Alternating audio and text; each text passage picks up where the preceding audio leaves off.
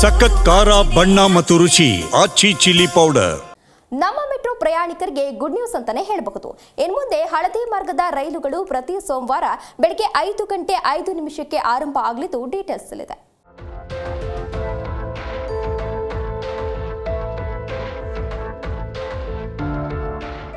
ಹಬ್ಬ ಹಾಗೂ ವಾರಾಂತ್ಯ ರಜೆಯ ವೇಳೆ ಊರು ಹಾಗೂ ಪ್ರವಾಸಕ್ಕೆ ತೆರಳಿದ ಜನ ಸೋಮವಾರ ಬೆಂಗಳೂರಿಗೆ ಮರಳುತ್ತಾರೆ. ಇದರಿಂದ ಸಹಜವಾಗಿ ನಮ್ಮ ಮೆಟ್ರೋದಲ್ಲಿ ಪ್ರಯಾಣಿಕರ ಸಂಖ್ಯೆ ಏರಿಕೆಯಾಗುವ ಸಾಧ್ಯತೆ ಇರುತ್ತೆ. ಈ ಹಿನ್ನೆಲೆಯಲ್ಲಿ ಪ್ರಯಾಣಿಕರ ಹೆಚ್ಚುವರಿ ದಟ್ಟಣೆಯನ್ನು ನಿಯಂತ್ರಿಸುವುದಕ್ಕೆ ಬಿಎಂಆರ್ಸಿಎಲ್ ಹಳದಿ ಮಾರ್ಗದ ರೈಲು ಸಂಚಾರವನ್ನು ಸೋಮವಾರದಂದು ಬೇಗ ಆರಂಭಿಸಲು ನಿರ್ಧರಿಸಿದೆ. ಇನ್ನು ಮುಂದೆ ನಮ್ಮ ಮೆಟ್ರೋ ಹಳದಿ ಮಾರ್ಗದ ರೈಲುಗಳು ಸೋಮವಾರ ಬೆಳಗ್ಗೆ 5:05 ಆರಂಭವಾಗುತ್ತೆ.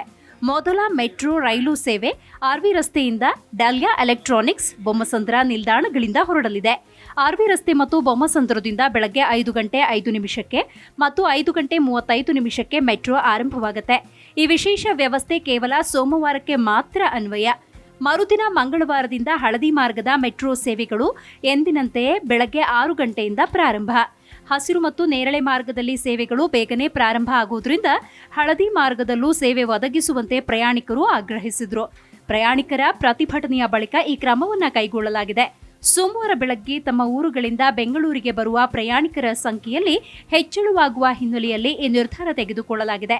ಪರಿಷ್ಕೃತ ಸೋಮವಾರದ ವೇಳಾಪಟ್ಟಿಯನ್ನು ಎಲ್ಲ ಹಳದಿ ಮಾರ್ಗದ ನಿಲ್ದಾಣಗಳಲ್ಲಿ ಪ್ರದರ್ಶಿಸಲಾಗಿದೆ ಎಂದು ಬಿಎಂಆರ್ಸಿಎಲ್ನ ಹಿರಿಯ ಅಧಿಕಾರಿ ತಿಳಿಸಿದ್ದಾರೆ. ಇನ್ನು ಯೆಲ್ಲೋ ಲೈನ್ ಮೆಟ್ರೋ ಪ್ರಯಾಣಿಕರಿಗೆ ಮತ್ತೊಂದು ಸಿಹಿ ಸುದ್ದಿ. ಈ ಮಾರ್ಗಕ್ಕೆ 6ನೇ ರೈಲು ಆಗಮಿಸುತ್ತಿದ್ದು ಕೆಲವೇ ದಿನಗಳಲ್ಲಿ ಸಂಚಾರ ಶುರುವಾಗಲಿದೆ. ಇದರಿಂದ 15 ನಿಮಿಷಗಳ ಬದಲಿಗೆ ಪ್ರತಿ 10 ನಿಮಿಷಕ್ಕೊಂದರಂತೆ ರೈಲುಗಳ ಸಂಚಾರ ನಡೆಯಲಿದೆ. ಹೌದು, ಈ ವಾರಾಂತ್ಯ ಅಥವಾ ಡಿಸೆಂಬರ್ ಮೊದಲ ವಾರದಲ್ಲಿ ಬಿಎಂಆರ್ಸಿಎಲ್ಗೆ 6ನೇ ರೈಲು ಬರ್ತಾ ಇದ್ದು ಇದರಿಂದ 10 ನಿಮಿಷಕ್ಕೊಂದರಂತೆ ರೈಲುಗಳ ಸಂಚಾರ ನಡೆಯಲಿದೆ.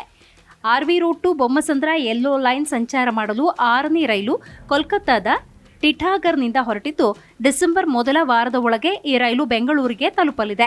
ಇದರಿಂದ ಮೆಟ್ರೋ ಪ್ರಯಾಣಿಕರಿಗೆ ಸಹಾಯವಾಗುತ್ತೆ.